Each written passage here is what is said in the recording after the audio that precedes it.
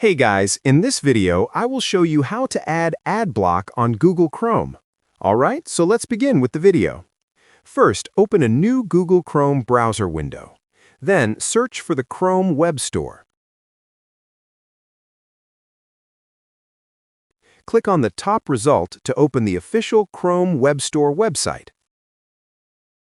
Once you're on the site, look at the search box at the top of the screen.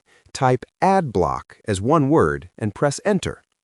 From the results, choose the Adblock extension with the red stop sign and hand icon, usually listed as Adblock by getadblock.com. Click on it to open the extension page. Here, you'll see that it has millions of users and very high ratings, which makes it a reliable option. To install it, click the Add to Chrome button, then confirm by clicking Add Extension on the pop-up. Chrome will take a moment to install the extension.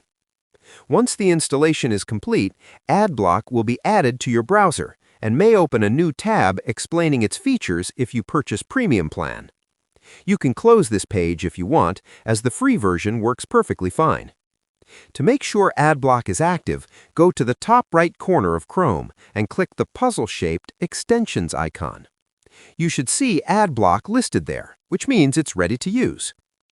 If you ever want to allow ads on a specific website, for example, if I go to yahoo.com, so I want ads to appear here, simply click the Extensions icon again, select Adblock, and you'll see it currently stopping over 30 ads from this website. So to stop this, simply click an option to pause on this site. This will stop Adblock from running on that website only. If you want to turn ad blocking back on, open Adblock again from the Extensions menu and click Resume Ad Blocking. And that's it. So that's basically how you can add Adblock on Google Chrome.